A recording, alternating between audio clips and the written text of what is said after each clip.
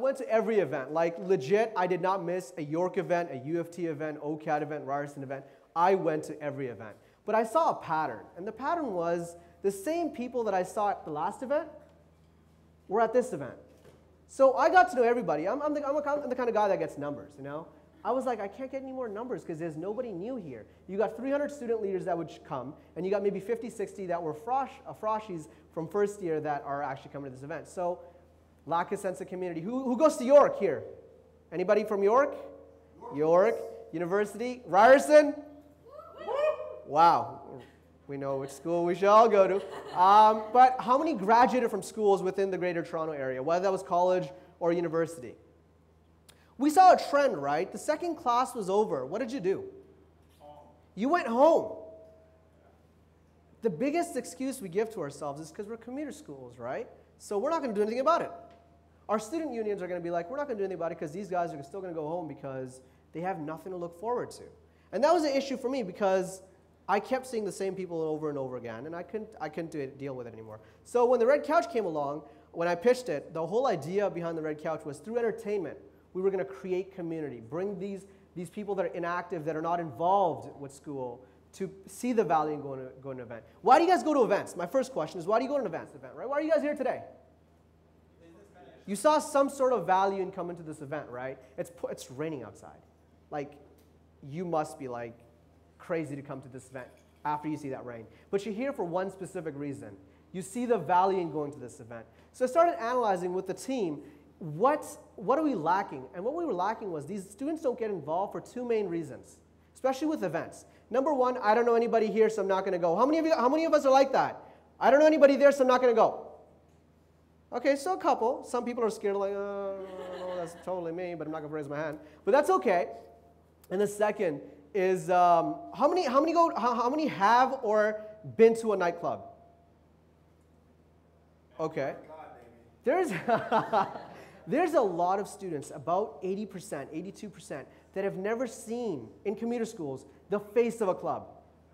Number one, they have to leave at 11:45 because they're commuter schools, they have to go back.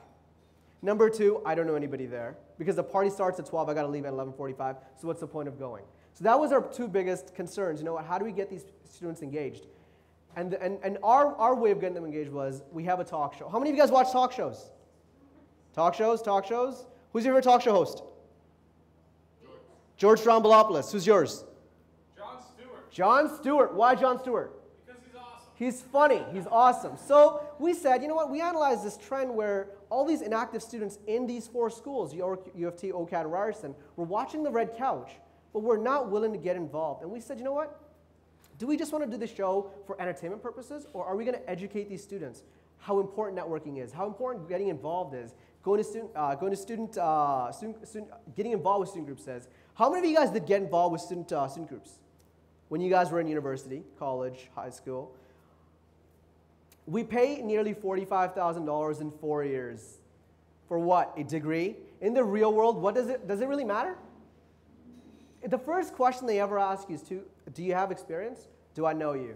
How many of you guys have gotten jobs just based on, I know you, so I'll hire you? There you go, right? You guys are the successful ones because if I know you, I'll give you the job, but if I don't know you, I'm giving it to somebody else. So we wanted to educate this 90% that doesn't get involved with school, but we were still figuring out that's the problem. But what's the real concrete solution? Because you know, all these commuter schools, their administration, their people on the top, the first biggest problem is there's a lack of sense of community, students don't want to get engaged, and we have like literally 10% student engagement in every single school. How do we raise that student engagement number up? And we said the one thing, how we're going to do it is through entertainment. We created this show. When you guys do watch the show, how many of you have actually watched the show? You guys all have watched the show somewhat, partly. So when you guys do watch the show, it's a fun show. It's not a boring show. It's not one of those things where I go, guys, education is important. Fun, you know, we talk about simply fun things, and we realize that these students are watching, and how do we engage them through our show? We realized no more nightlife events because these students are not going to go to nightlife events because they have to go home. So we said, why don't we create our own nightclub events? It's still in the process of getting developed, but instead of doing it at night, do it at 3 p.m.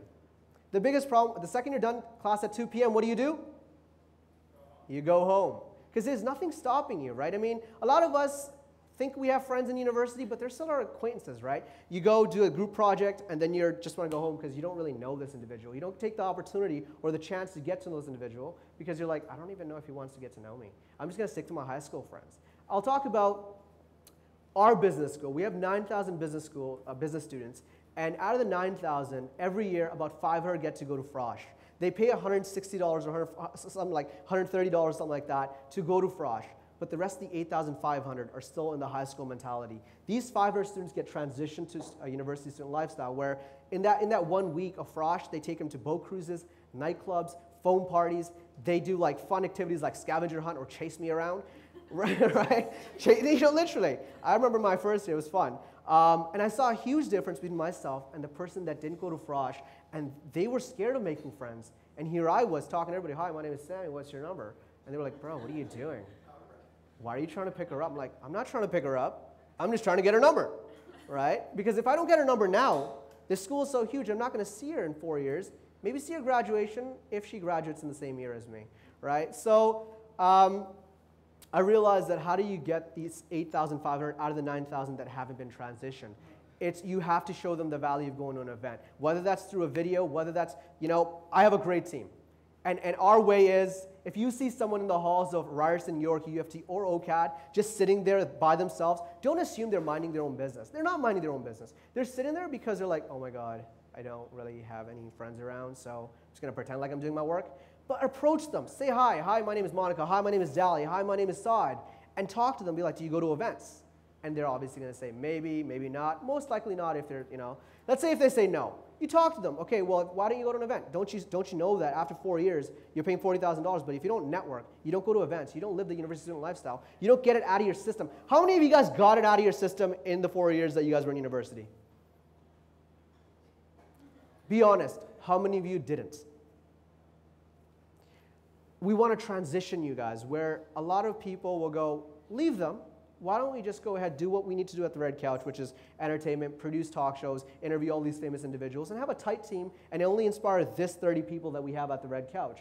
But instead, what I'm trying to tell my team is instead of doing that with each other, continue doing that with each other, but do that with other people that are not engaged. So instead of being this leader that goes, I'm just going to empower my students and the team that I have, might as well get the team to empower the people that are around us. So that's our pretty much overall what the Red Couch is, what we're trying to do. But what we really are, the face that no one really, that everyone knows, but no one really sees what I just told you, is you see this guy going around on the street of Toronto at Dundas Square talking about should a man pay on a first date? Here's the question to you guys. Should a man pay on a first date? No. Yes, maybe. 75% of the bill. Never heard that one before, but I'll take that. I'll take that. At least we're doing damage control here, right? 25%. But that's who we are in a nutshell. We go around, talk about fun things. We sit down with famous individuals. Who knows Rick Campanelli here? Yeah? Who's in EDM, Corella, Showtech? We interview all these famous individuals. I'm trying to get Doug Ford, Olivia Chow, John Tory on the show. That's going to be interesting, trying to see what they're going to do about youth unemployment. I mean, we've been talking about all this other stuff, all this other fluff about TTC transit. But what about youth unemployment? How many of you have jobs that we want right now? How many don't? We want to strive for further, more, right? I mean, we have a lot of students in this room right now, so you guys obviously are like, we're satisfied with like working at H&M. We love H&M, right? But someday you're going to want a job. Well, you're going to want jobs in your field. And the only way to do it is 3 things, guys. Get involved, go to networking events, show initiative, and empower each other. And that's what we're doing at the Red Couch. Beyond what you see on YouTube, that's who we are, truly. That would be it for my presentation. Sammy, thank you so much. Round of applause for Sammy Ijaz. You let me know what your name is and state your question. Okay, I'm Liat, and I just wanted to know what you think is next, like within the next year for the Red Couch. I'll put into perspective how many student groups we have in these 4 schools. At Ryerson alone, we have 100 student groups. At York, we have 300 student groups. And then now you guys can account for UFT and OCAD how much we have. So what we're going to do is we're going to take all their events, promote it on our website, and make sure that we bring our people that are watching the Red Couch, or not watching the Red Couch, but we empower in person, to those events. Bridge that, number one. So that's our 1-year plan. Create student engagement, bridge gaps, and build this community that we lack within these commuter schools, through personal interactions and the Red Couch. In about 24 months, I'm pitching this show to Oprah Winfrey Network for one specific reason. She does not have youth-centric talk shows, and this talk show is right up her alley. And it would be interesting to see what she has to say about this show, as we are educational. We talk about things that matter to student life. I mean, we've all talked about that idea of sex before marriage, and if you are going to have it, what kind of precautions you should take. We talk about that on the streets of Toronto in a very fun way, and I think Oprah would love that concept, because we're educating, but pure entertainment. None of that like, oh, use this, because if you don't, you'll have this. So none of that, but we talk about real topics. So 24 months, Oprah Winfrey Network. 2 questions. The first one being, what do you think of programs that universities have instituted, for example, such as like a commuter Don program? I'll save the second question until. The thing is, it's easy to make a video. It's easy to build a program, but it is very hard and difficult to engage the student. If a student has made up his mind that I'm not going to get involved because I don't see the value in getting involved, you really have to show them the value in getting involved, value of going to an event. Like you're here because you see value in coming to Tuni Talks, right? But if you didn't see value, I don't care if you knew me or Curtis, you wouldn't be here. I'll give you a perfect example. My sister, for example. I'm here presenting. She said she was going to be here, but she just didn't see she doesn't see value in going to any event. So it doesn't matter if I'm up here or Curtis is up here, unless until we can show these kids the value in going to an event. If that value proposition isn't there, they're not going to an event. So the program is great, but are people attending? Right. In terms of metrics, what are you guys doing to try to figure out how effective your initiatives are? What are we doing? Number one, we have metrics on our website. 2, we have transparent metrics on our YouTube. Right? I mean, if I was part of CBC, they can say they have 3 million subscribers, but those 3 million subscribers, you become a subscriber the second you get a Rogers box. But if we say we have 2,000 subscribers, it is very transparent. So all our statistics, all our metrics are already very public. So if we got 13,000 views on this video, we know exactly where it came from. If it's Toronto, it must be these students, because that's what we're targeting. If it's New York, we have people watching in Norway, we know we're not hitting our target market. And we have 13% watching in Norway. I have no idea why they're watching, but they're watching in Norway, right? So that's that. Thank you. No problem. My question is based from my perspective as a George Brown alumni.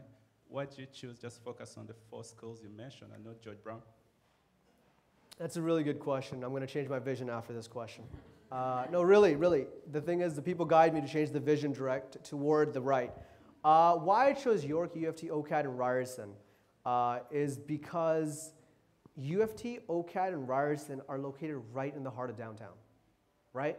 So these, we can empower these students to come to the events that are happening in downtown. If someone has to commute from a further location, like the colleges that are in Scarborough or even in other places in Toronto, it would be a little different. If I did one college in Toronto, I'd have to do all the colleges in Toronto, if that makes any sense. And that would be a lot of schools, and our market segment would be so diverse that we wouldn't know how to target and tackle the actual problem. So if we can tackle this actual problem and what I'm saying we are going to do in the next year, then absolutely George Brown, Centennial, Humber. But you bring up a good point. If we're doing these 4 schools, why not the colleges? So from here on, I'm adapting to that vision. We are going to do colleges. You guys all heard? Yeah. We're doing, no, I'm talking to my team here. So colleges at Humber and all the other colleges, let's put them in our vision. Thank you so much.